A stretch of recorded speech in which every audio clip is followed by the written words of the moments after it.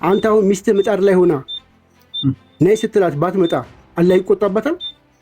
ሐቁ እኮ ነው። ምን ለዝሙት ነው እንደሚጠራት እኮ አላህ ይቆጣበታል አይደለ?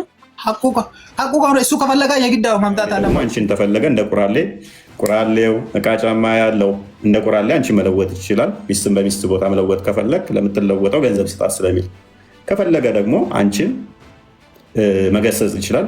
አልጋ መለየት ይችላል። መምታት ይችላል። መላእክት እየረገሙሽ ነው እንዴ? አዎ ይረገማሉ። ቢያንስ እኮ እስልምና ማለት ነው። ቢያንስ እኮ እስልምና ለኔ ክብር ሰጥቶኛል። ቢያንስ ፍሬ ላይ ያለ እንደናንተ አላረፈ። እውነት ነው።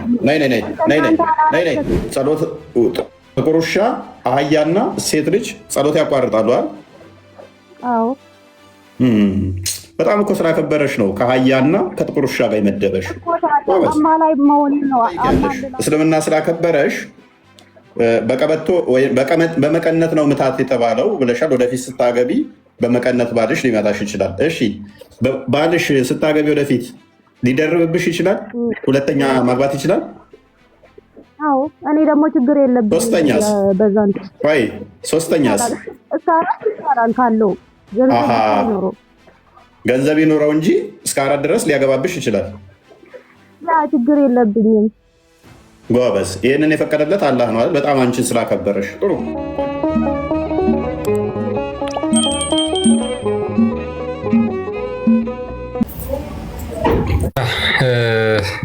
እንግዲህ ወደ ዛሬው ርዕሳችን እንግባ። የዛሬው ርዕሳችን ላይ የምንመለከተው ሴቶችን በተመለከተ ነው። እንግዲህ ያው በእስልምና ከመላእክት አንደኛው አገልግሎት ምንድን ነው? ሴቶችን መራገም ነው። የመላእክት የመጀመሪያው ሊባል በሚችል መልኩ ማለት ነው። የአብዛኛውን ሴቶች ሕይወት ከሚዳስስ ነገር ውስጥ አንዱ መላእክት ይረግማታል የሚል አለ። ያንን እሳቤ ያንን አስተምሮ እንመለከታለን ማለት ነው። ኦኬ እሱ ምንድን ነው? ባሎቻቸው ለወሲብ ሲጠሯቸው እምቢ ካሉ ሌሊቱ ሙሉ መላእክቶች ሲረግሟቸው ያድራሉ። ባልየው ተደሰተ አልተደሰተ የባልየው ስሜት በተነሳና በበረደ ቁጥር ኤኒዌይስ ከሙስሊሞች እሱን እናያለን። መልአኩ የሚደሰትና የሚከፋ የሚራገም ነው በእስልምና ማለት ነው። ይሄ የመላእክትን ገጽታ ራሱ የሚያጎድፍ ነው። እውነት ለመናገር እውነተኞች መላእክቶች ሕያው አምላክ የሚልካቸው እንደዚህ አይደሉ። የሙስሊሞች ግን መሐመድ የተናገራቸው መላእክቶች አንደኛው ስራቸው ሴቶችን መራገም ነው።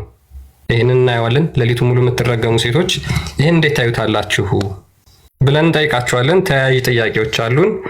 ሰፋ ያለ ቶፒክ ስለሆነ ማለት ነው። ከሙስሊሞች ጋር ባክ ኤንድ ፎርዝ እንቀጥላለን። አፍራ ሰይድ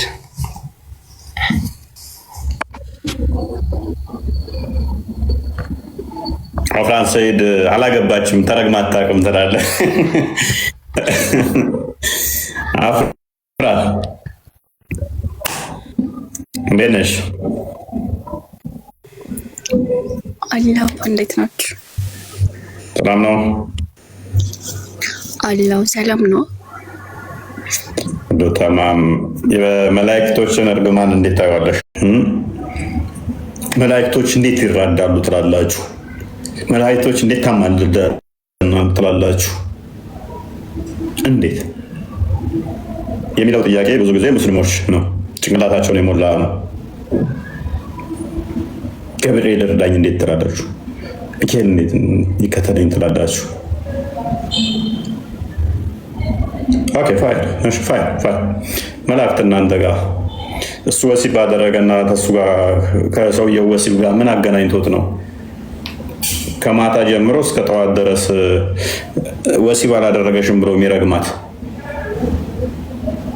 እኔ ጠላቴን ዲያብሎስን ይዋጋልኛል መልአክ ስል አፍራን ወጣሽ አፍረሽ ነው መሆን ያለበት። ዲያብሎስን አጋንንት ይራዳልኛል ለመከላከል ብዬ መላእክትን ስል ዲያብሎስን ይዋጋል ሚካኤል ገብርኤል ስል ኖ ያለ አካል ሚስት ወሲብ ከለከለች እንዴት አናደደች ብሎ ከጠዋት እስከ ማታ ሲራገምስ መልአኩ? አሁን እዚህ ያልገባኝ ነገር መላእክት ይራገማል ማለት ለምሳሌ ባልና ሚስት አለ። አብሮ እያደሩ እሷ አሁን ከሱ ጋር ተጣለው ብላ ቂም ይዛ ዝም ብላ እሱ አልጋው ላይ የተኛ እሷ መሬት ለምተኛ ከሆነ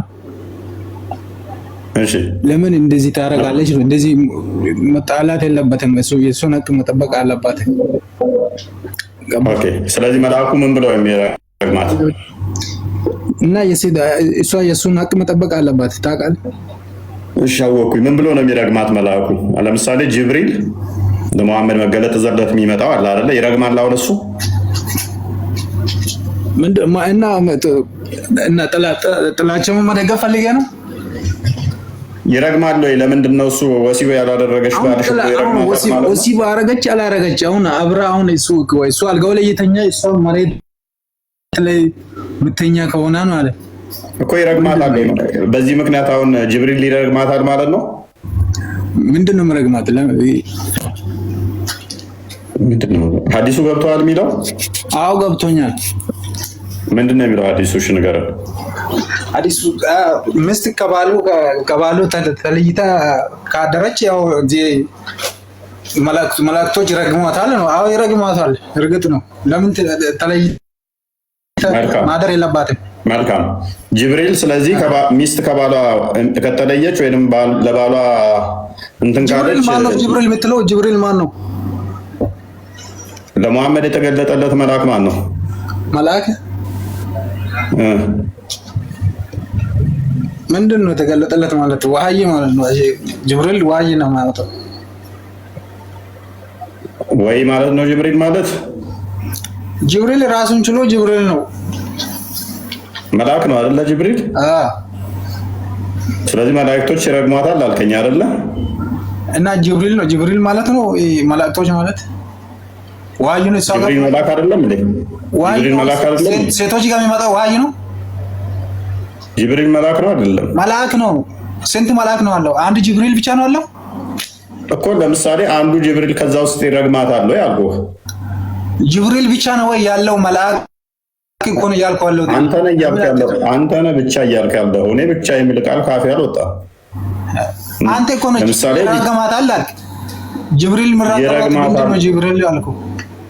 ጅብሪል ይራገማል ወይ አልኩህ።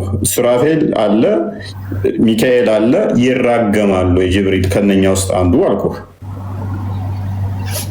አሁን ለምሳሌ አሁን ለሰው ልጅ መላእክቶች አሉ። አሁን ይሄ ምጠብቂ አሁን የራሱ ሆኖ መላእክቶች አለ። አንተ ምን ጅብሪል ምናምን ከማለት በፊት ለአንተ ቢነገርም አይገባህም። አሁን በዚህ ሁኔታ አንተ እነዚህ አንዳንድ ቃላቶችን እንደዚህ እየቆረጥክ እያወጣህ አንተ እንዴት ትስማማለህ ከሰው ጋር?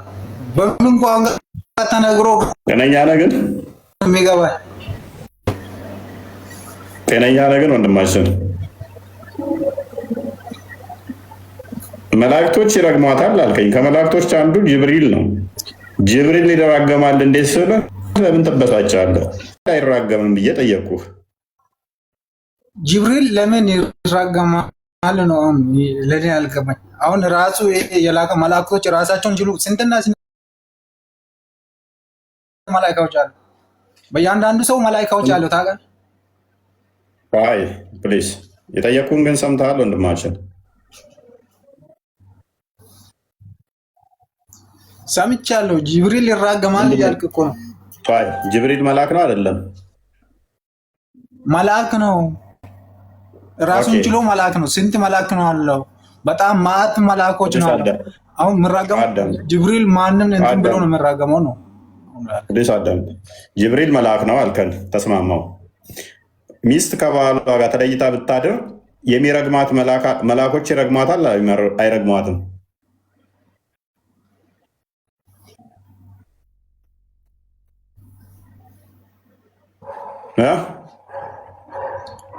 አይሰማም እኮ ድምጽ ይቆራረጣል። እኔ ጋር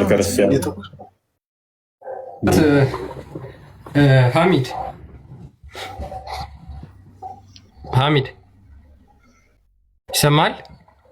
ይሰማል? ይሰማል አይደል? ይሰማል። እሺ መላእክቶቹ ምን እያሉ ነው የሚረግሟት?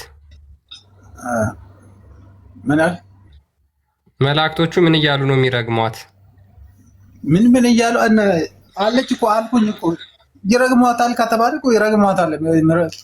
ምረግሟት ነገር ምን እያሉት ካለ ራሙ እኮ ምን እያሉ ነው የሚረግሟት? እና ሐዲሱን አካፍተም እዚህ ጋር እንዲሁ ምን የአእምሮ ፈተና ነው እንዴ? ኦኬ የሚራገሙትን አሁን ለምሳሌ አንተ ሚስትህን ጠርተሃት እምቢ ካለች ሌሊቱ ሙሉ ነው ሲረግሟት የሚያድሩት አይደል? አንተ እስክትደሰት ድረስ ጠርታት እምቢ ካለች አሁን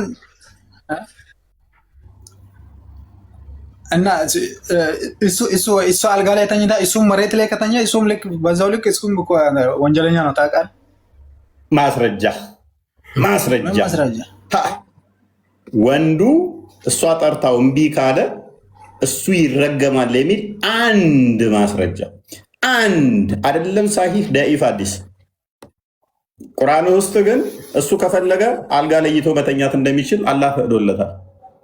አይደለም ለአንድ ቀን 4 ወር ድረስ ጥሏት እሱ ሌላ ቦታ ማደር ይችላል። አሁን ላልካት እሱ ይረገማል ላልካት አንድ መረጃ። እሷ ግን ፔሬድ ላይ ሆና እንኳን ፎንድን ላርግሽ ቢላት እምቢ ማለት አትችልም። የግመል ኮርቻ ላይ ብትሆን እምቢ ማለት አትችልም።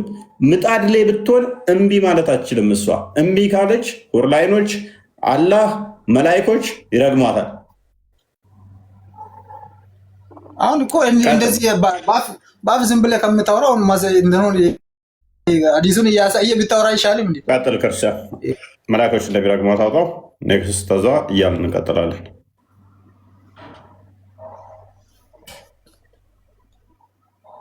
እሺ ይታያል ሐሚድ? አዎ ይታየኛል። ቀጥል። ኦኬ ምን ይላል መሰለ ቡሃሪ ላይ የሚገኝ ሐዲስ ነው። በጣም ብዙ በርካታ ሐዲስ ነው ያለው እዚህ ላይ ኦልሞስት 6ቱም ሐዲስ ላይ አለ ማለት ይቻላል ይሄ ሐሳብ።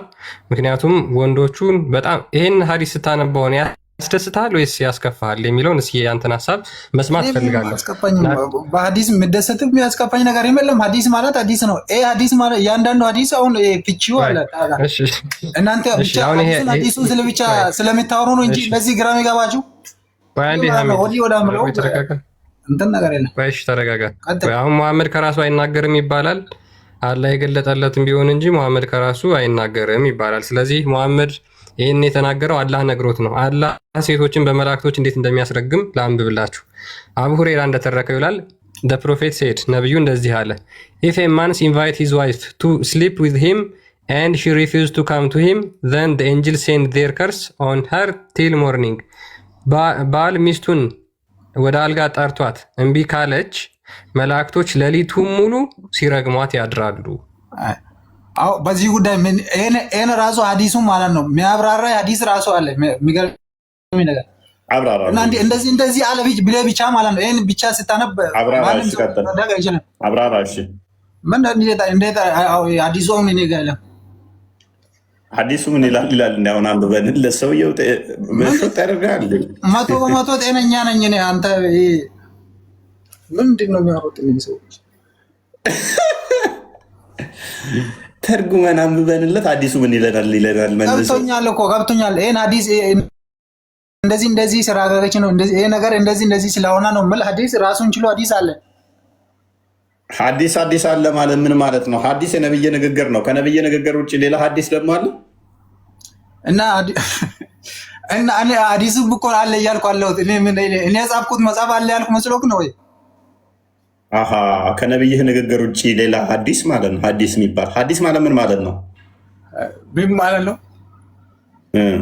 ምን ልበል? ሐዲስ ማለት ትርጉሙ ምንድን ነው? ምንድን ነው ልበልህ ነው እያልኩ አለሁት። እኔ የምነግርህ እሱን ከዛ ለምጠይቅህ ምን ነኝ መልሱ የምነግርህ። ታዲያ ምንድን ነው እያልክ ሐዲስ መሆኑን ያውቅ እንዴት ምንድን ነው ብለህ ትጠይቀኛለህ? ሐዲስ ማለት ምን ማለት ነው? ሌላ አዲስ ስም ካለው እኮ ንገረኝ እያልኩኝ እኮ ነው። አንተ ምን የምታውቅ ነገር ካለ ንገረኝ። ትርጉሙ ምንድን ነው? ምንድን ነው ትርጉሙ? ወይኔ በላቸው፣ ወይኔ ባሰው መጣ። እሺ ሐዲስ ማለት ሆቴል የሚገኝ ሜኑ ነው። ምግብ ሊበሉ ሲሉ እንትን የሚል ነው። የምግብ ዝርዝር የያዘ ነው። ምን ነው መጽሐፍ ቅዱስ መሰለህ እንዴ አንተ? ምግብ ዝርዝር መያዘ ምን ታዲያ ምንድን ነው የምታወራው? ሀዲስህ እኮ እንደዛ እንደያዘ አታውቅም እንዴ? እንዴት በቀኝ እጅህ መብላት ወይንስ በግራ እጅህ መብላት? ከበላህ በኋላ ጣትህን መጥባት ወይንም ጓደኞችህን ማስጠባት፣ ከወደቀ ምግቡ አንስተህ መብላት፣ ከዛን ደግሞ እንዴት ሰሃኑን እንዴት መላስ እንዳለብህ ሳይ በረካ ነው ይላል እንዴ? ስለ ምግብ ነው እንዴ ትለኛለህ? እርግጥ ነው ታስልሳለህ። ስር ስላለው ሰው ሆቴል ገብተህ አስልሳለሁ። ወይኔ ምንድን ነው? ኦኬ ጓደኛህ በልቶ እኔ ጠግቤያለሁ እና 5ቱን ጣቶች ጥባቤ ልትጠባለህ? ምንድን ነው? አዎ ጠባለሁ። ለምንድን ነው የጓደኛን ለምን ጠባለሁ? ሲጀመር ጓደኛ ራሱ ነው የራሱ የሚጠባው። አስልሳለሁ ማለት ነው። እሱስ መላስ ካልፈለገ ተጠገበስ? መላስ ካልፈለገ ይታጠባል። ምን ያገባኝ ስለ ጓደኛ? እኔ ስለ ራሴ ልጅ ከባለው በኋላ እጄን ጠባለሁ። ምንም አደርጋለሁ። ነብይ ደግሞ እንደተታጠቡ ሳይሆን ያለው ይላሰው ወይንም ደግሞ ስሩ ላለው ሰው እያስልሰው ነው ያለው። ከፈለገም እሱ ፈቃደኛ ከሆነ እኮ መብቱ ነው። ታውቃለህ? አንተ ፈቃደኛ ትሆናለህ? አብረህ ለሚበላ ሙስሊም ጠግብ ያለውና ያ ሰውዬ እኔ ፈቃደኛ ከሆንኩኝ ያው ይሰጠኛል። ግን የአንተ ሀሳብ እና የሁሉም ሰው ሀሳብ አንድ አይደለም። ሆቴል ገብተህ የሰው በልተው ከጠገቡ በኋላ ከምንታጠበው ላስ ቢሉ ትልሳለህ ወይ? በረካ ነው ብለዋለች። ሳዲሱ ይነበብ በአማርኛም ስላለ መላእክቶች እንደሚሏት ቡሉጋል መርያም ቅጽ 2 ላይ ገጽ 174 ላይ ታገኙታላችሁ። ሸሩንም እዚሁ አለ አነብላችኋለሁ። አቡ ሁሬራ ረዲየላሁ ዐንሁ እንዳስተላለፉት የአላህ መልእክተኛ እንዲህ ብለዋል። ወንድ ልጅ አለን አንድ ጊዜ ላንብብና ትቀጥላለህ። ወንድ ልጅ ባለቤቱን ወደ አልጋ በጋበዛት ጊዜ ለመምጣት አንድ ጊዜ እስኪ አይሰማችሁም እንዴ? ድምፅ ሰው እያወራ የሚገቡት ግን በጌታ እሺ። ወንድ ልጅ ባለቤቱን ወደ አልጋ ጋብዟት ወንድ ልጅ ባለቤቱን ወደ አልጋ በጋበዛት ጊዜ ለመምጣት ካልፈቀደችና ተቆጥቶ ካደረ እስኪነጋ ድረስ መላእክቶች ይረግሟታል። ቡሃሪ ሙስሊም ዘግበውታል። እዚህ ላይ የሰፈረው የቡሃሪ ቃል ነው ካለ በኋላ ሙስሊም ባሰፈሩ ዘገባ ደግሞ ባሏ ይቅር እስኪላት ድረስ ሰማይ ውስጥ ያለው አምላክ በእርሷ ላይ እንደተቆጣ ይቆያል ብለዋል። በጣም አሜዚንጉ ደግሞ በደንብ አስተውሉ። ባሏ ለወሲብ ጠራት፣ እምቢ ብትል ፍላጎት ባይኖራት፣ ባሏ ደግሞ በላይት ሁኔታ የሚጠራት መንገድ ላይ እንኳን ሴት አይቶ ተወስሶ እሱ ሌላ ነገር እኮ ቅንዝር ብሎበት ነው ነይ ብሎ ኢሚዲየትሊ ሪስፖንድ ካላደረገች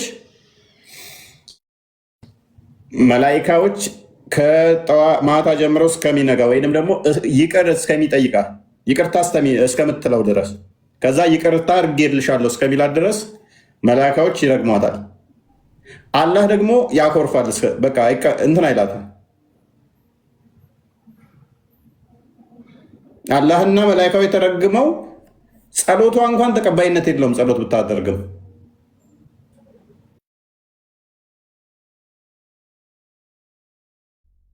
ኦኬ ያጥራሞ ማንኛውም ተቀባይነት የለውም የሚለው ነገር አሳያለሁ። ቆይ ተረጋጋ። እዚህ ላይ ማብራሪያው ላይ በጣም በሚያስቅ ሁኔታ ያስቀመጡት ነገር እጅግ የሚያስደነግጥ ነው።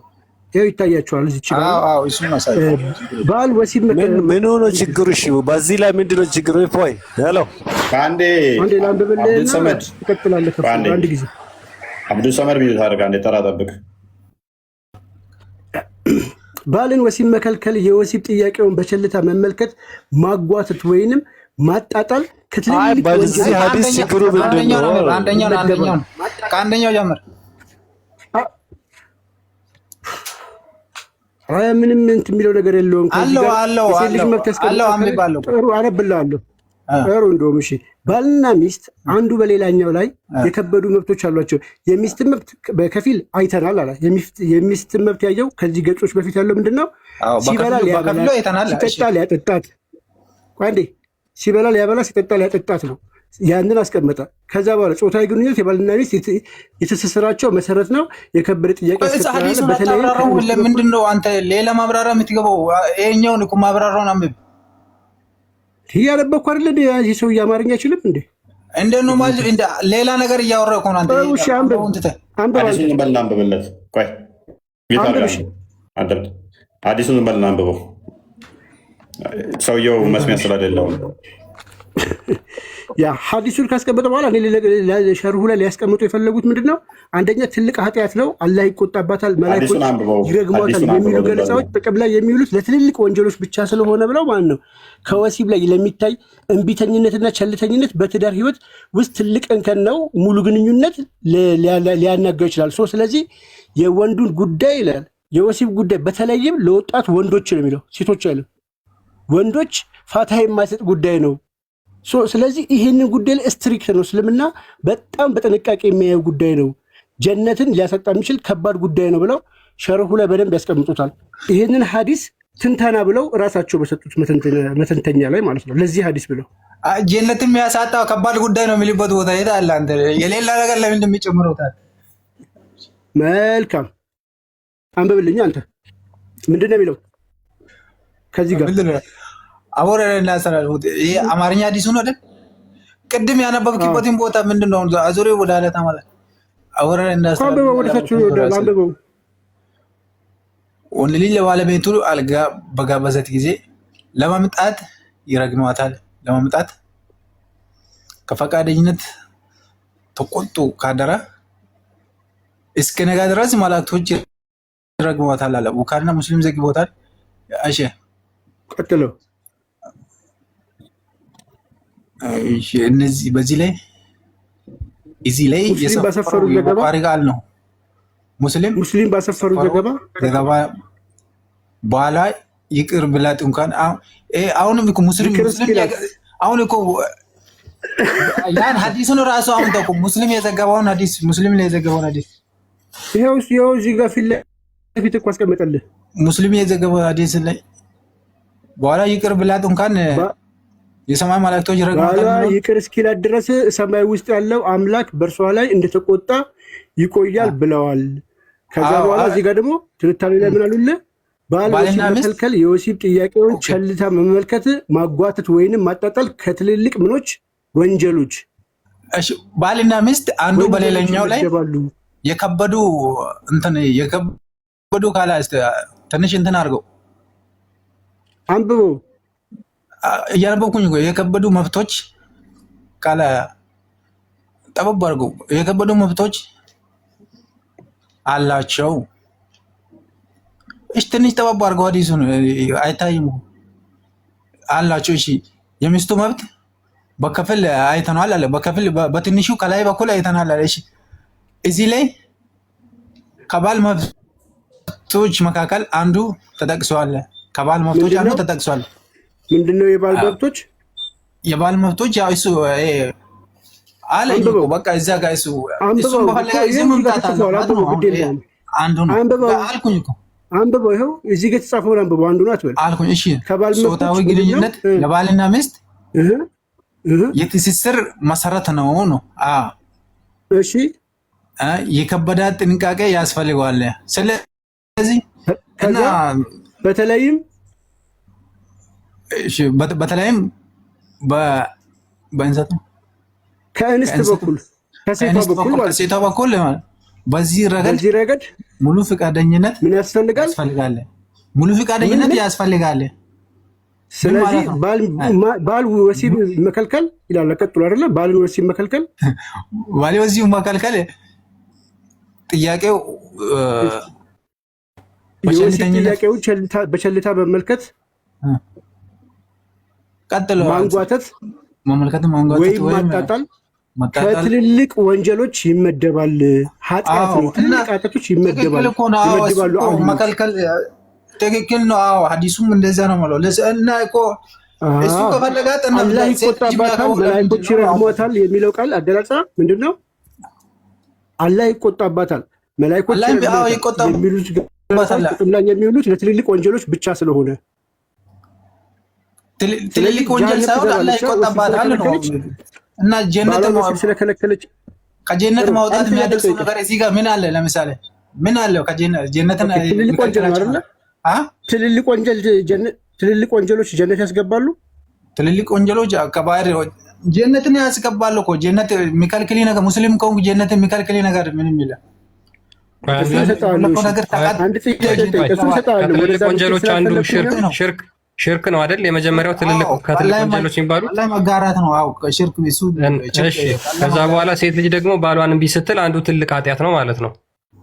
እና ትልቅ ኃጢአትና ሽርክ አይገናኝም። ኃጢአት ይምራል። አሁን ተውበት ካረገች እኮ ይማር። ሽርክ ትልቅ ኃጢአት ነው አይደል? ሽርክ ወንጀል ባላ ማሻረክ አሁን ጀነት አያስገባም። ትልቅ ኃጢአት ነው፣ ትልቅ ወንጀል ነው። ስለዚህ አንድ ሰው ካሻረከ ገነት ይገባል?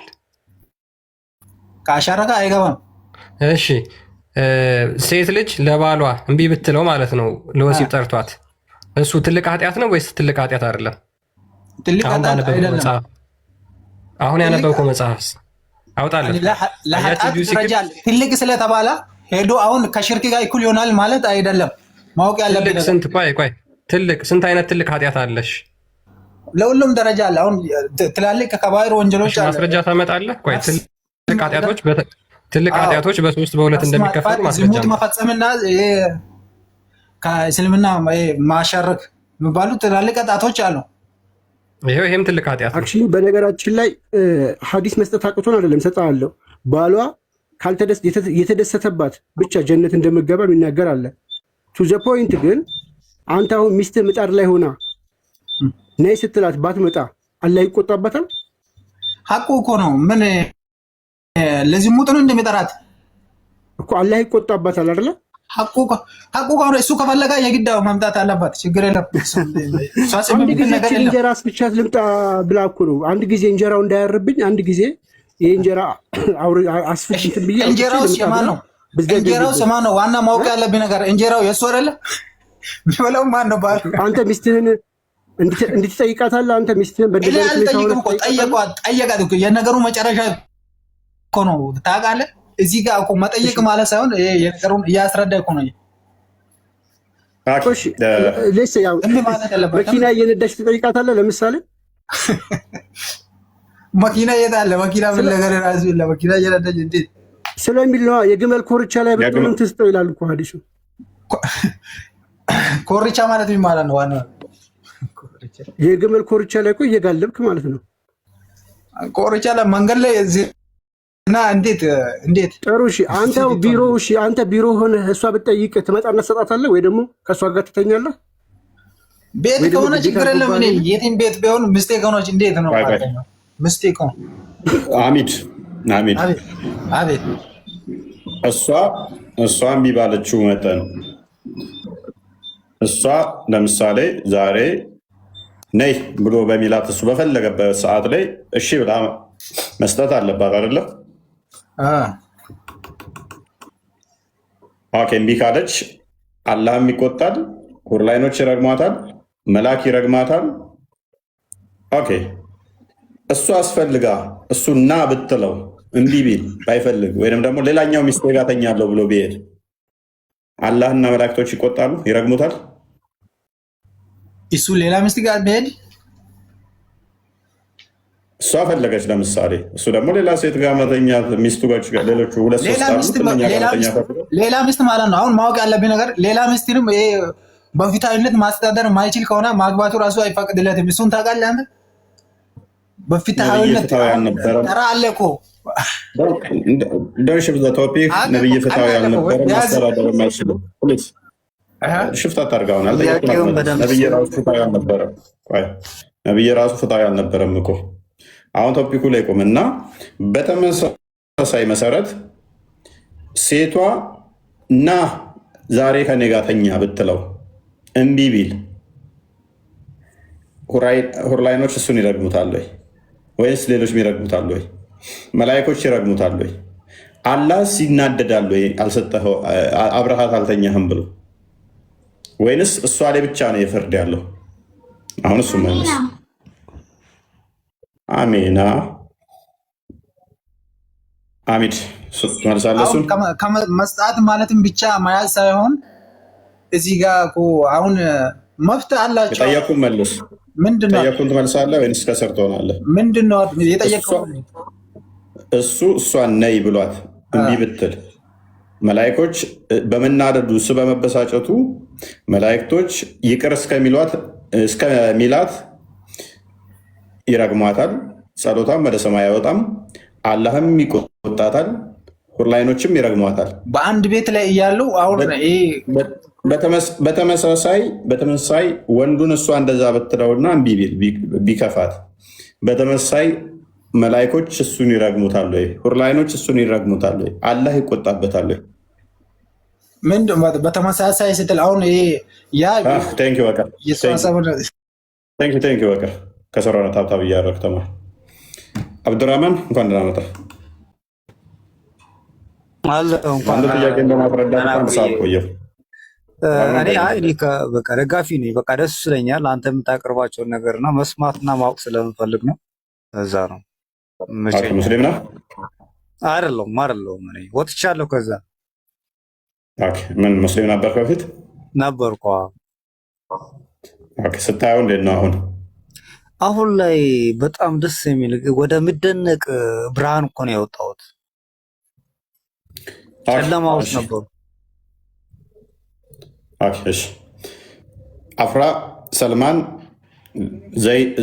ዚዳን። አፍራ እንኳን ደህና መጣሽ።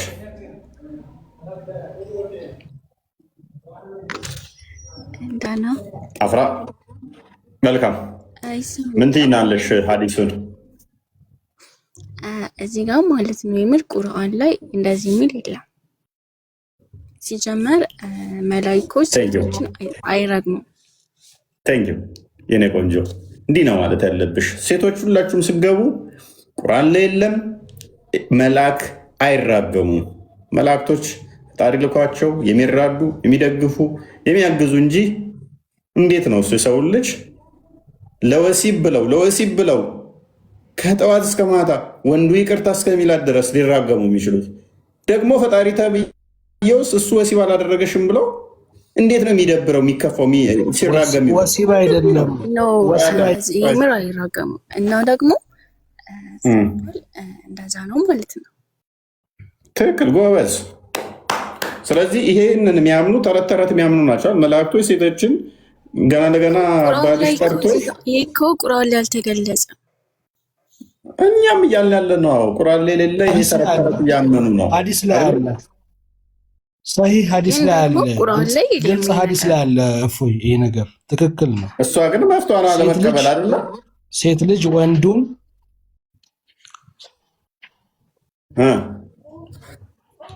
አንድ ልመልስ። አፍራ ትክክል አይደለም ቁርአን ላይ ስለሌላ አልቀበልም እያለች ነው። አትችልም እንደዛ ማለት አፍራ እንደዛ ነው እያልሻለሽው። አፍራ ቆይ ትንሽ ሴት ስለሆነች እንስማት። ጀመር እንትኖች አይራገሙ ሙስሊሞችም ማለት ነው። አስበሽዋል? ገና ለገና ባልሽ ምጣድ ላይ ሆነሽ ነይ ብሎ አንቺ እኮ ኢሞሽናሊ ዝግጁ ላትሆኚ ትችያለሽ። ቆይ ዝግጁ ላትሆኚ ትችያለሽ።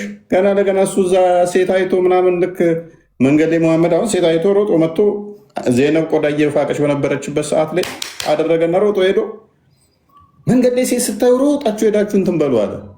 በሴጣን ትመጣለች ሴት አለ። ከዛ ሮጦ መጥቶ አሁን አንቺ እንጀራ እየጋገርሽ ምናምን ነይ ሲልሽ እንዴ ምንድን ነው የምትለኝ ምናምን ብትዩ አቆየችኝ፣ አዘገየችኝ፣ ቶሎ አልታዘዘችም ብሎ ሲበሳጭ፣ መላእክቶች ደግሞ አንቺ ሲረግሙሽ፣ አላህ ደግሞ ሲበሳጭ፣ ሁርላይኖች ሲረግሙሽ፣ ከዛ ሰውየው ይቅርታ እስካላለሽ ድረስ ይቅርታሽ ተቀባይነት የለውም። ጸሎት ዱዓ ብታደርጊ እንኳን ጸሎትሽ ወደ ሰማይ አይወጣም ይላል።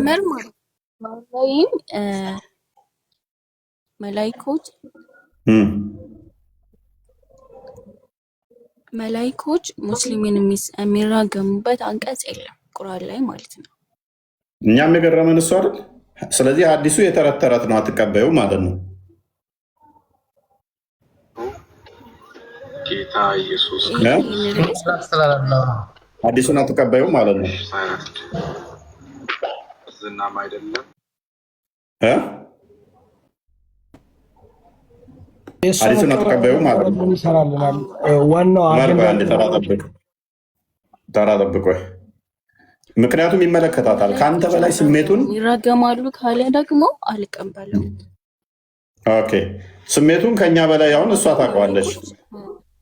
ስሜቱ ከኛ በላይ ይገባታል እሷ፣ ምክንያቱም ሴት ነች። ዶሮ አይደለችም። እንዳውራ ዶሮ ዘሎ ለዋላይ ዝም ብሎ እንዲከመር አፈቅድም ሰው ስለሆነች እንደዛ አልፈቀደችም። እና ፈጣሪ ብላ የምታመልከው አስቤ እስኪ ፈጣሪ ብለሽ የምታመልኪው በመልአክ አስረግሞሽ፣ ቁርላይኖቹ ደግሞ በጣም ያበሳጭ ነው እርግማ ናቸው። ምን ብለው ነገር ያቁታል? አንቺ የተረገምሽ አንቺ ጋር የሚቆየው ቆይ ላሳይሻ። አንቺ የተረገምሽ አንቺ ጋር የሚቆየው ጊዜያዊ ነው፣ ወደኛ ይመጣል፣ ትንሽ ጊዜ ነው አንቺ ጋር የሚቆየው እያሉ ያስቀኑሻል ቁርላይኖች። አንቺ አትቀበይም ሜና? አዎ አልቀበልም። እሺ አላህም ደግሞ ይከፋብሽና ሰውየው ባልሽ ይቅርታ እስካላለሽ ድረስ ቆይ ከሞተ እንኳን ባልሽ ጸሎትሽ ተቀባይነት የለውም። ትቀበያለሽን? አላህ ይግደልሽ ነው የሚሉት። በነገራችን ላይ ሁረራዮች አላህ ይግደልሽ አንብብላት። ይሄ የአንድ የግለሰብ አስተሳሰብ ነው እንጂ ይሄው ሪያዱ ሳሊህ ገዝተሽ በአማርኛ ማንበብ ትችያለሽ። ሪያዱ ሳሊህ ነጃሺ ማተሚያ ቤት የታተመ ነው። ገጽ 203 ላይ ምን ይላል? ሐዲስ 289 ላይ ማለት ነው። ሙዓዝ ብን ጀበል እንዳስተላለፉት የአላህ መልእክተኛ እንዲህ ብለዋል፣ አንዲት ሴት በዚች ዓለም ላይ ባሏን አታሰቃይም። ከሁረል ዓይን የሆነችው ሚስቱ አታሰቃዩ፣ አላህ ይግደልሽና እሱ ከአንቺ ዘንድ ለተወሰነ ጊዜ ብቻ ነው የሚቆየው፣ እንግዳ ነው፣ ከአንቺ ተለይቶ ወደ እኛ ሊመጣ ተቃርበዋል እያለች ብትሆን እንጂ ብለዋል። አላህ ይግደልሽ እያለች ሁረል ዓይኗ ትረግምሻለች አንቺ ማለት ነው። አንቺ እንግዲህ ምናልባት ምድጃ ላይ ሆነሽ ምጣድ ላይ እንጀራ እያሰፋሽ ቆይ እንዴችን እንጀራ ላውጣት ብለሽ ብሎ እምቢ አልሽው። ምክንያቱም ምድጃ ላይ ብትሆኝም ነው ያለው። እዚህ ጋር ደግሞ ሐዲሱ ያላ መልእክተኛ ባል ሚስቱን ለጉዳዩ ከጠራት በፍጥነት ትምጣ ከምድጃ ላይ እንኳን ብትሆንም። አልሄድም ካልሽ ደግሞ እርግማኑ ይጠብቅሻል። እሱ ነው አፍራ ቀጥይ እስቲ። እሱ ነው የሚረገመው። እሱ ነው የሚረገመው። እሱ ነው አረብ ቦታ ሄዶ ናን ሲባል ቶሎ ማይመጣ ከሆነ መረገም የነበረበት እንደውማ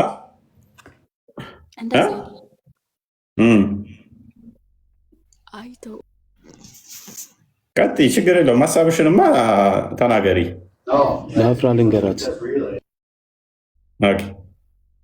ሰላም ብያለሁ መጀመሪያ ሁላችሁንም።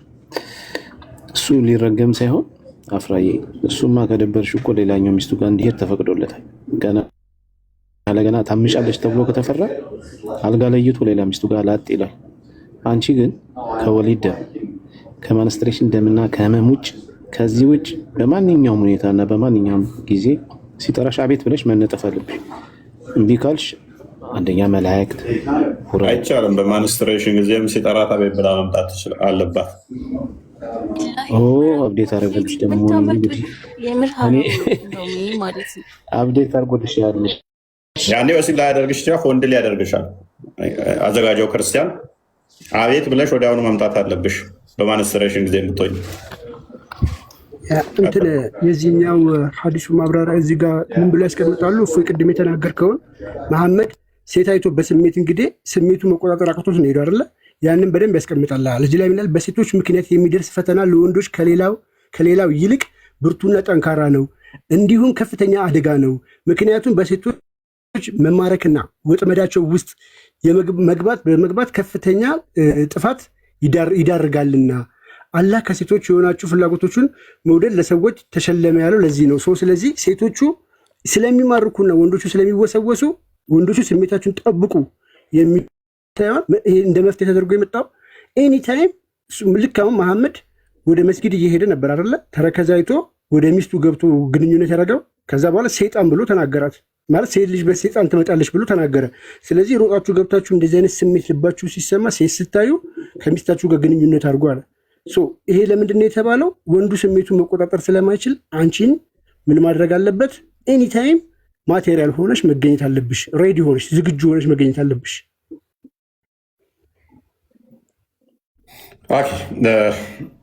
ክርስቲያን ሬዲ ነው? ሬዲ ነኝ። ሊቃውንቶቻቸው ይህንን በተመለከተ ምን ይላሉ የሚለውን እንመልከት። ቢኒ ለአንተ መልስ ይሆናልና ይህን ነገር ያዙት። ሴት ልጅ እንግዲህ በምን ሰዓት ነው እምቢ ማለት የምትችለው ከተባለ አንደኛ በጣም ከባድ ህመም ከታመመች እና ኦብሊጋተሪ ፋስቲንግ ወይም ደግሞ ይሄ ፈርድ ጾም የሚባል አለ።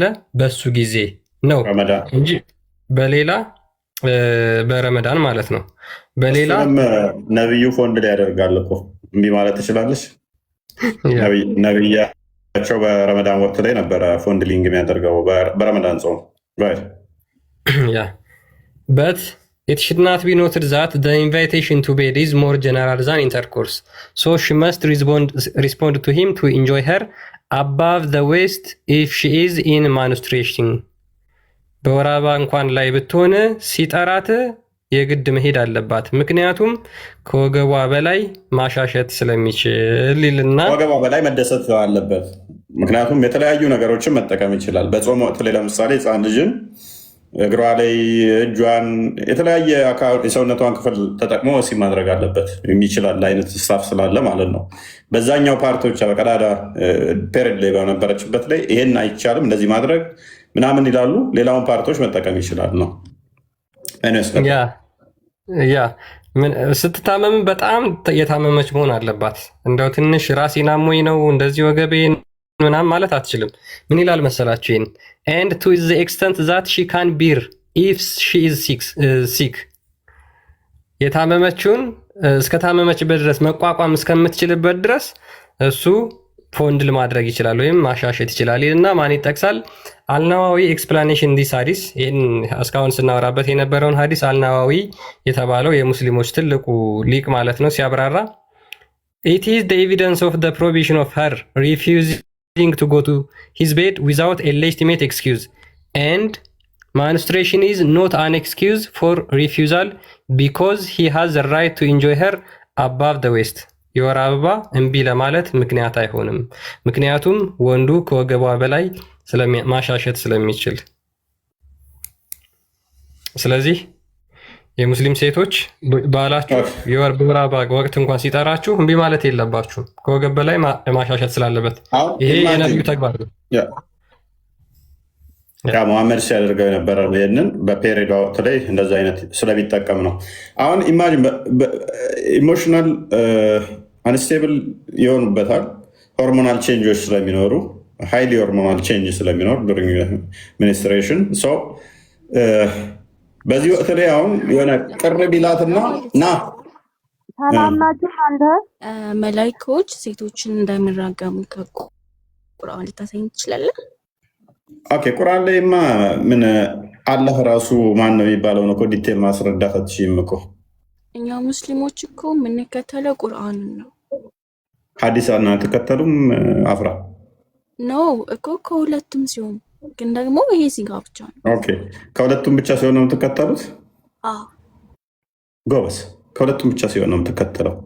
ኢሳ ተመልሶ ይመጣል እስቲ የሚል በቁርአን ውስጥ አሳየኝ።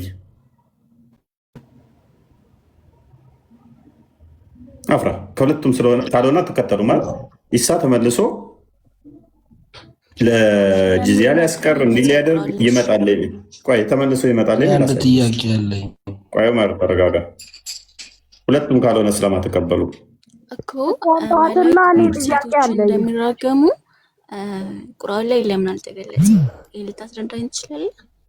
ጎበስ ቁርአንሽ ሙሉና ምንም እንኳን የተብራራው ነኝ ቢልም በደንብ ሙሉ የተብራራው ነኝ ቢልም ሙሐመድ ማን ነው የተወለደ የሚታወቅ ነገር የለም።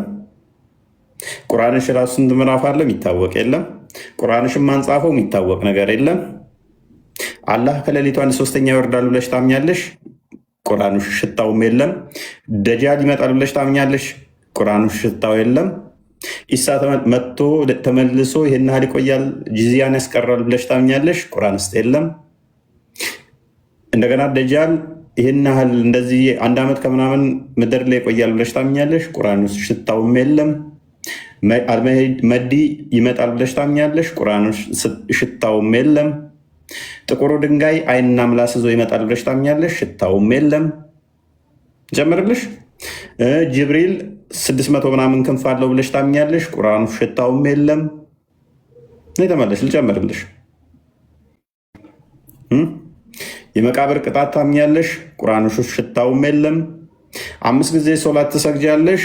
እንዴት ነው የሚሰገደው? ምን ጊዜ ነው? ቁርአኑ ሽታውም የለም።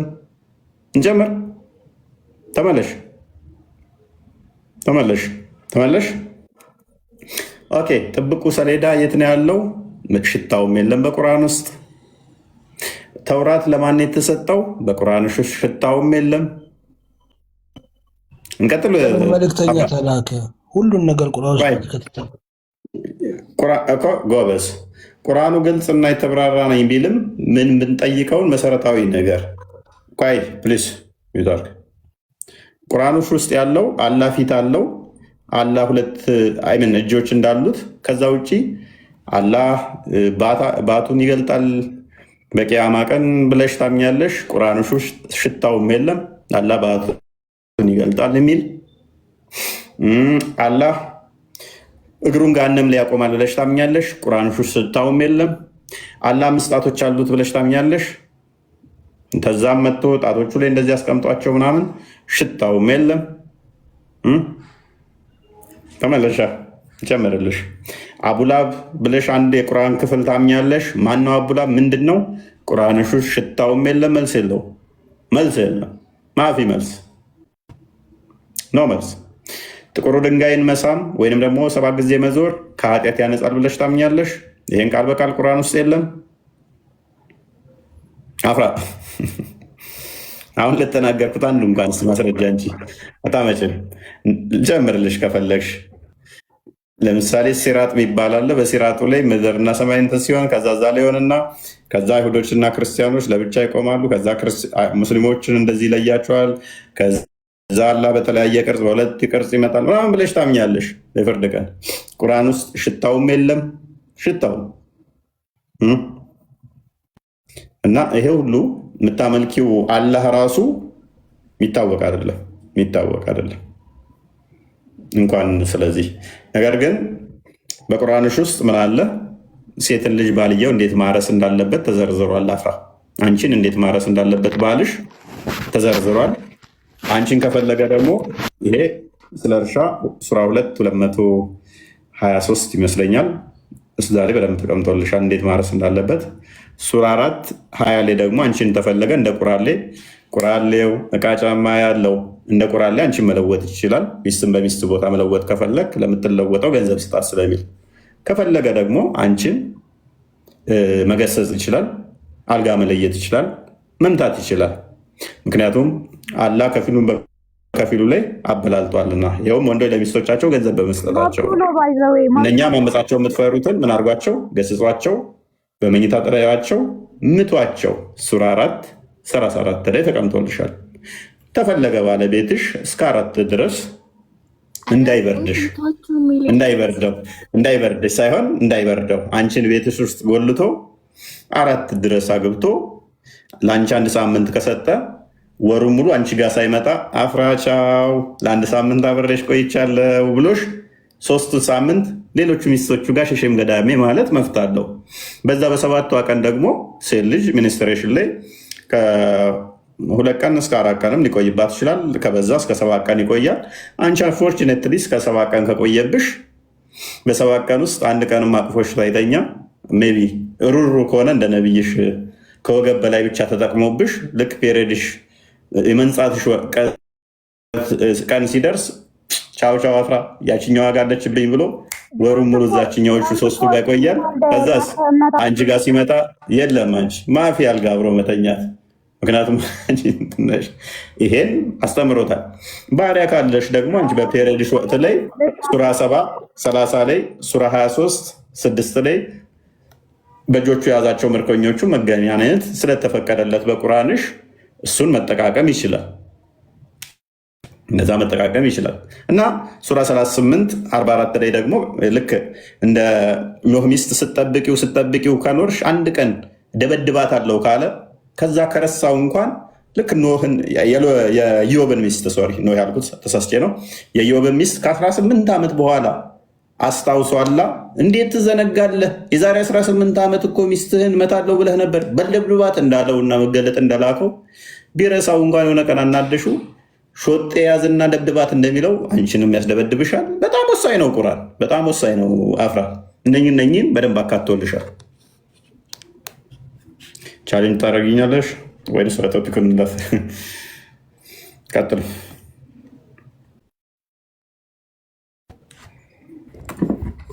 አጭርና ቆንጆ ገለጻ። እነዚህ እንዴት ነሽ? ደህና ሰላም ነው። ሰምተሽዋል ጥያቄውን? ሰምቻለሁ። አሁን ስለዚህ ምናምን ያወራችሁ ሰምቻለሁ። ያ በጣም ጥሩ። እኛ ስቲክ እናድርግና እርግማኑ ላይ መላእክቶች ይራገማሉ አይደለ? እሱን እርሳው። አሁን አይ አረሰው ቆይ መላእክት እየረገሙሽ ነው እንዴ? አዎ ይራገማሉ። እስልምና ማለት ነው። ቢያንስ እኮ እስልምና ለኔ ክብር ሰጥቶኛል። ቢያንስ ፍሬድ ላይ ያለው እንደናንተ አላረኩም። ነይ ቆይ በደንብ አክብሯታለች ልጅ። ቆይ ሚዩት አድርጉላችሁ። እነዚህ ማይክሽን አንሺና አግብተሻል አላገባሽም? ክብር ሰጥቶኛል እንደ እስልምና እንዳኛት። አግብተሻል? አላገባው። ባልሽ ይመታሻል? ባልሽ ይመታሻል ማለት ይመታሻል ማለት ሳላገባ ነው እንዴ የማውቀው? ስታገቢ ወደፊት ባልሽ ሊመታሽ ይችላል አይደለ? በመቀነት ነው የተባለ ራሱ ትመታ ራሱ የተባለ ብታጠፋ ራሱ በመቀነት ነው ታውቃለህ? ስታጠፊ በመቀነት ነው የሚመታሽ። እኔ አሁን መቀነቴ ቀበቶ ነው፣ በቀበቶ ይመታሻል ማለት ነው ወደፊት። በእናንተ አይደለም የተባለ በእናቶች በእናንተ ጎበዝ። እሺ ጨርቅ ነው የተባለ መቀነት ቀበቶ ነው። ስማኝ ጥያቄ ልጠይቅሽ። ትጠይቂያለሽ። እስልምና ስላከበረሽ በቀበቶ ወይ በመቀነት ነው ምታት የተባለው ብለሻል። ወደፊት ስታገቢ በመቀነት ባልሽ ሊመታሽ ይችላል። እሺ ባልሽ ስታገቢ ወደፊት ሊደርብብሽ ይችላል? ሁለተኛ ማግባት ይችላል? አዎ እኔ ደግሞ ችግር የለብኝም። ሶስተኛስ? ሶስተኛስ? እስከ አራት ይሰራል ካለው ገንዘብ ይኑረው እንጂ እስከ 4 ድረስ ሊያገባብሽ ይችላል። ያ ችግር የለብኝም። ጎበዝ። ይህንን የፈቀደለት አላህ ነው አይደል? በጣም አንቺን ስላከበረሽ። ጥሩ ቆንጆ። እሺ ስላከበረኝ ትክክል ስላከበረሽ ነው። በገንዘብ ላይ በምስክርነት ላይ የወንድ እኩል ነሽ ወይንስ ሁለት ሴቶች እንዳንድ ነው የምመሰክሩት? እኩል ልትሆን አትችልም ከወንድ ጋር። ቆይ ስትመሰክሩ ናዚል በምስክርነት ላይ ሁለት ሴቶች እንዳንድ ወንድ ናችሁ ወይንስ በምስክርነት ተወንድ እኩል ነው የምመሰክሪው? ሁለት ሴቶች እንዳንድ ወንድ። ሁለት ሴቶች ተደምራችሁ ከአንድ ወንድ ጋር እኩል ናችሁ በምስክርነት? አዎ ጎበዝ። በጣም ስላከበረሽ የወንድ ግማሽ ነሽ። ፋይን።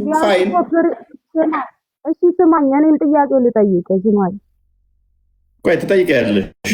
በቀኝ ስትይ ትጠይቂያለሽ። ተቀመጠችበት እርኩስ ነው አላለም እኮ እርኩስ ነው አላለም። ችግር የለውም። ኦኬ። በፔሪዮድሽ ወቅት ላይ እሱ እንዳይገናኝሽ አዛ ነው ብሎታል አይደለ ቁርአኑ? አዎ ጎበዝ። አዛ ማለት እርኩስ ማለት ነው። ራስሽ መለሽ እርኩስ ብሎሻል ማለት ነው። እናመሰግናለን። እንቀጥል። አሁንም ባለቤትሽ ከፈለገ አንቺን ፈቶ ሌላ ማግባት ይችላል አይደለ? ፈቶ ባል ሚስቱን መፍታት ከፈለገ ፈታውሽ 3 ጊዜ ብሎ አንቺን መፍታት ይችላል።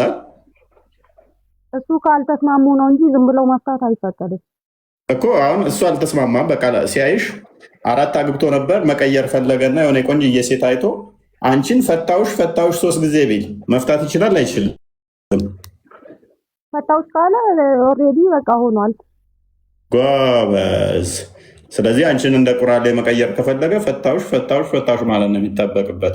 እሺ እሱ ባይፈልግስ መፍታት አንቺ ፈትቻለሁ ብትይው ትፈችዋለሽ? ይቻላል? ይፈታል። እንደ ቀልድ ራሱ ከተባለ እኔም አልኩኝ እሱም አለ በቃ እዛ ተፈቷል። ኦልሬዲ አለቀ። ኦኬ እሺ ባሪያዎች ቢኖሩትስ? ባሪያዎችን ወሲብ ማድረግ ተፈቅዶለታል አልተፈቀደለትም? ባሪያዎችን ኦኬ ተፈቅዶለታል። አንቺ በተጨማሪ በጣም ስላከበረሽ ነዚል በጣም ስላከበረሽ ባሮችን ከአንቺ በተጨማሪ መገናኘት ይችላል። ሰራተኞች በጣም አክብሮሻል እስልምና። እሺ እንደገና ደግሞ ጸሎት ወቅት ላይ ጥቁር ውሻ፣ አህያ እና ሴት ጸሎት ታቋርጣለች።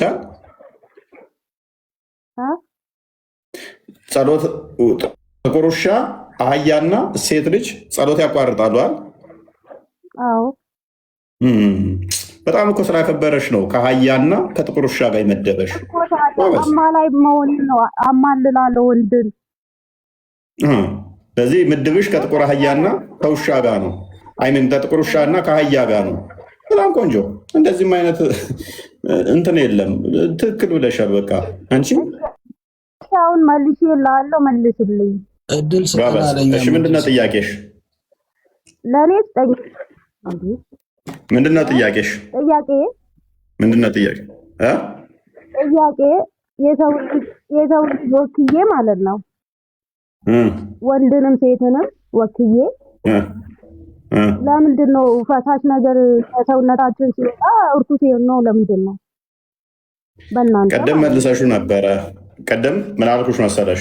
ላስረዳሽ። ፈልገነው ፕሬድ ላይ ስትሆን ሴት ልጅ የተቀመጠችበትም የነካትም ሰው እርኩስ ነው ይላል ወይ አይልም? ጎበዝ። ሜቢ አልሰማሽኝም እንጂ ቅድም በራስሽ አስመልሼሽ ነበረ። ምን ብዬሽ ነበር መሰለሽ? በፔሬድሽ ወቅት እንዳይገናኝሽ ቁርአኑ እሱ አዛ ነውና አትቅረባቸው ይላል አደል ስልሽ፣ አዎ ብለሽኛል። አዛ ማለት እርኩስ ማለት ነው። እርኩስ ማለት በእንግሊዝኛው አንክሊን ማለት ነው። ንጹህ ያልሆነ ማለት ነው። ንጹህ አዳምጪ። እሺ ታዳምጫለሽ? ኦኬ። እርኩስ ማለት ንጹህ ያልሆነ ማለት ነው፣ ወይንም ደግሞ አንክሊን የሆነ ማለት ነው። ዘሌዋውያን ምዕራፍ 15 ላይ የሚናገረው ሴትን ልጅ ብቻ አይደለም እንደዛ የሚለው። ይኸውልሽ መድሎ የሚባለው እንዴት መሰለሽ? ወንዱን ሳይለው ቀርቶ ሴቷን ቢል ኖሮ አንቺ እንዳልሽው መጽሐፍ ቅዱስ ሴቷን ይሰድባል ትይ ነበር። ሰው ስለጻፈው ነው። ሰው ስለጻፈው አዳምጥ። ቁርአንህ ላይ ያለ እያልኩህ እኮ ነው ቃሉ አይደለም። ሰው ስለጻፈው ወንድንም ሴቱንም አንድ ያደርጋል። አዳምጥ። የኔ ሽንት ላይ ትቀመጣለህ አንተ። ሰንበዲ ከሰውነቱ መግል ቢወጣ ያንን መግል ትነካለህ።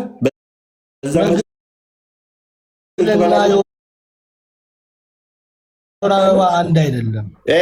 አዳምጥ። ክፍሉ የሚያወራ ምን መሰለሽ? ነዚል ከእሷ ተማር። ክፍሉን ከፍቼ ላሳይሽ አይደለ? አይቼዋለሁ፣ አንብቤያለሁ። ቆይ አላነበብሽም፣ በደንብ ላሳይሽ። አንዴ ክፈተው ክርስቲያን። አንብቤያለሁ። ተው እሱን ምን ያደርጋል እኮ ክፍሉን ላስረዳሽ።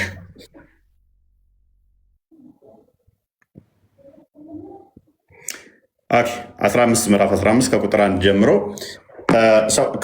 ነሰሰርሊ ፔሪድ ብቻ ማለት አይደለም።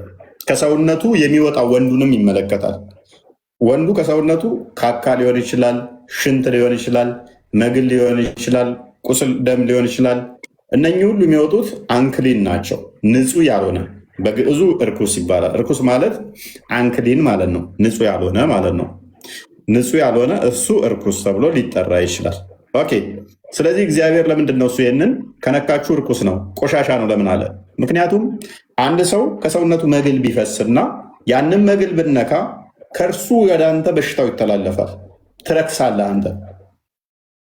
ስለዚህ ከወንዱም ሆነ ከሴቷ የሚወጡ ፈሳሾች ንጹህ አይደሉም፣ እርኩስ ናቸው። እናንብበው። እግዚአብሔር ሙሴን አሮንን እንዲህ ብሎ ተናገረው፣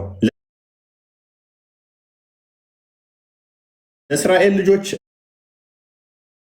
እንዲህ በላቸው፣ ንገራቸው፣ ማንም ሰው ከስጋው በደንብ አስተውየው፣ ማንም ሰው ሴትን ብቻ አይደለም ያለው።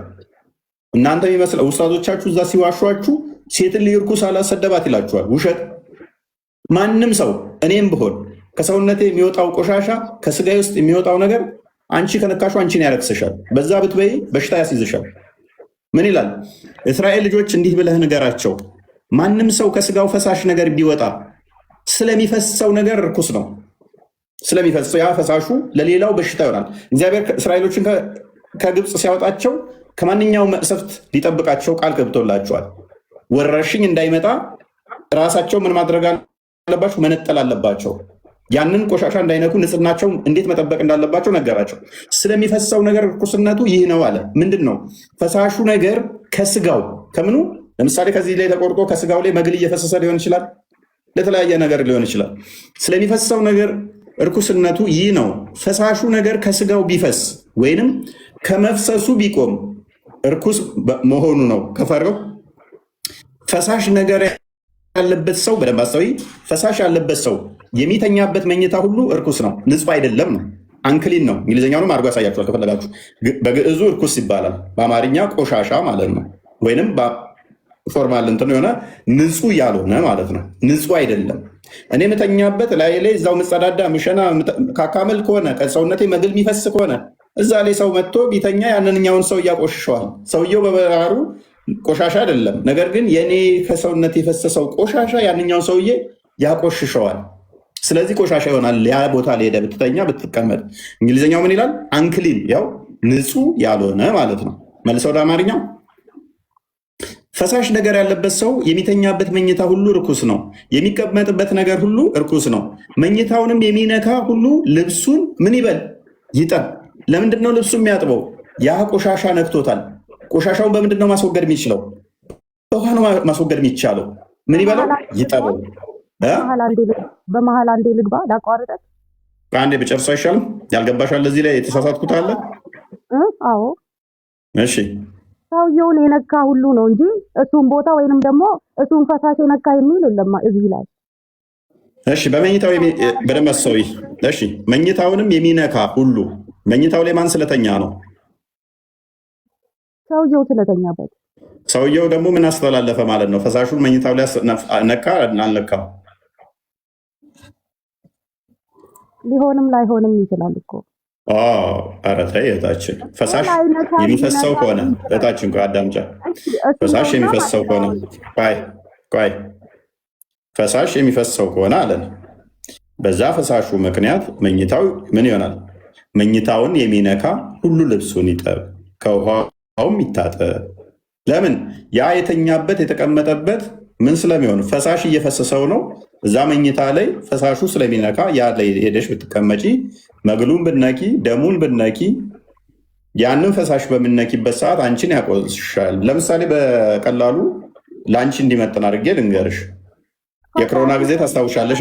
ኮቪድን ፈሳሹን የሚል ነገር እኮ የለም። ፈሳሹን ብቻ ነካ የሚል የለም። ሰውየውን ችግር የለውም። እኔ ሰውየውንም የነካ ብትይም እኔ ማተር አያደርገኝም። ለምን እንደማያደርገኝ ታውቂያለሽ? ፈሳሹ ከሰውየው ነው የሚወጣው። ሰውየውንም በነካሽ ቁጥር ያ ባክቴሪያ አንቺንም ስለሚበክል ማለት ነው። ከሱ የሚወጣው ተላላፊ በሽታ ሊሆን ይችላል። አዳምጪ። ምክንያቱም ለምሳሌ በቀላሉ ልስጥሽ፣ በኮቪድ ጊዜ ላይ ሰውየው ፈሳሽ ነካንም አልነካን እጁን ከነካ ነው ሄደን እንታጠብ አንቲ እንትን እንጠቀም ነበር አይደለ? ለምን? ሰውየው ስለነካን ሰውየውን በመነካንበት እጃችን ላለመብላት እጃችንን እንታጠብ ነበር። በተለያየ እንትኖችን ኬሚካሎች እጃችንን እንትን ነበር። ሰውየውን ስለነካ ፈሳሽ ሁሉ የለውም። ሰውየው ከሰውነቱ መግል እየወጣም ደም እየፈሰሰም አይደለም። ለምንድነው እንደዛ የሆነው? ተላላፊ በሽታዎችን ለመከላከል ነው። ይሄንኛው ደግሞ ከሰውነቱ ፈሳሽ እየፈሰሰ ነው። ፈሳሽ እየፈሰሰ ካለ ሰውየውንም ነካሹ፣ መቀመጫውንም ነካሹ፣ አልጋውንም ነካሹ፣ ፎርሴ ኮፍ አርጉመንት ከአንቺ ጋር ሄጄ ችግር የለውም። አዎ፣ ምክንያቱም በሽተኛን ማስታመም አይቻልም ማለት ነው። አይ እንዴት እንደሚያስተማመም አሳያለኝ እሱ። ምክንያቱም በኮሮና ጊዜ ላይ ስታስታመም ነበር። እንዴት እንደምታስታመም ኮሮና ጊዜ ላይ አትንኩ፣ አትነካኩ ተብለህ መጨባበጥ ራሱ የለም ነበር። እንዲህ ነበረ። ስለዚህ በደንብ አይምሮን ተጠቀም።